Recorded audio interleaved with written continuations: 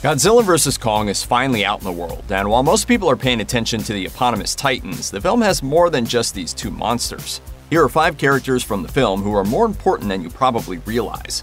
In the last few years, podcasts and podcasters have increasingly grown in popularity, and as the volume of podcasts increases, so too does the number of podcasters becoming household names. It seems safe to say that by the end of Godzilla vs. Kong, Bernie Hayes, played by Brian Tyree Henry, is about to become the most famous podcaster in the world of kaiju.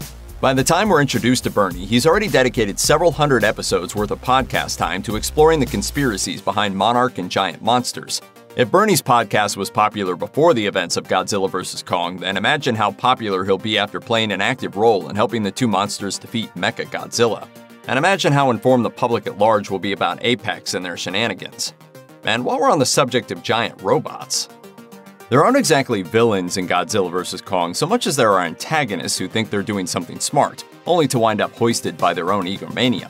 Ren Serizawa, played by Shun Oguri, is one half of a duo of bad guys whose belief is very simple. In order for humanity to thrive, they must prove themselves to be a stronger collective apex predator than any giant monster. The creation of Mechagodzilla using the combined might of King Ghidorah's brain and the human mind may have failed, but that doesn't mean it will be the last effort made toward a similar end. And while Ren seems pretty dead by the end of Godzilla vs. Kong, that doesn't mean his story is over. We can always see a prequel story explaining how Ren came to create Mechagodzilla. Ren is, after all, the son of Ken Watanabe's Ishiro Serizawa, who was much more of the opinion that humanity should play its part in the world by sometimes standing back and letting the giant monsters fight. Let them fight. What caused Ren to employ a decidedly opposing tactic? Not to restate things, but Godzilla vs. Kong is primarily focused on the stories of two giant monsters. However, Nathan Lind, played by Alexander Skarsgård, has a backstory way too important not to flesh out later. When Lind is approached by Walter Simmons about his potential involvement in traveling to the center of Hollow Earth, we get a very brief mention of his past attempt. What we know is that Lind's brother died in an attempt to get to the kaiju stomping grounds, but we don't really know how that happened. We don't know why Lind is fixated on Hollow Earth, we don't know how he became affiliated with Monarch, and we didn't see him fall out with the organization either.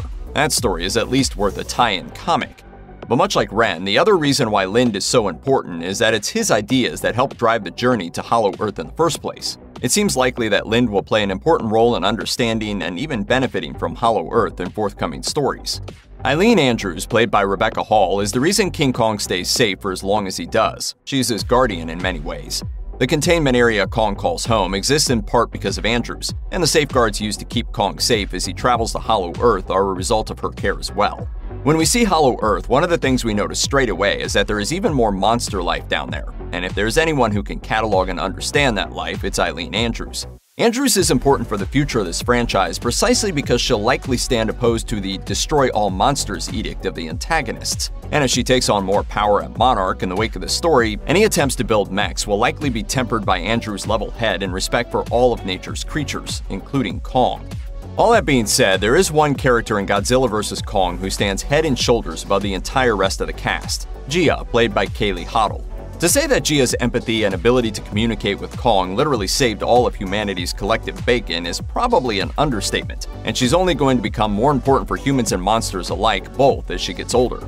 If you recall, in Kong's Skull Island, the island is home to more than just the big ape. There's also a tribe of people living symbiotically with him, and while Kong protects those people, they also respect and watch out for him. We find out in Godzilla vs. Kong that the only surviving member of that tribe is Gia, and it's through her ability to use sign language that humanity learns Kong isn't just intelligent, but also able to communicate. Gia is so in tune with Kong that she can feel his heart slow down to the point of death. Without her, he wouldn't even be alive right now. It's hard to say that there's anyone else who could convince Kong to fight for the human race at this point other than Gia. Similarly, we may discover that other monsters are able to communicate through sign language. As she gets older, it seems likely that Gia may not only be the person best able to understand these creatures, she may also be their strongest advocate. Check out one of our newest videos right here. Plus, even more Looper videos about your favorite movie moments are coming soon. Subscribe to our YouTube channel and hit the bell so you don't miss a single one.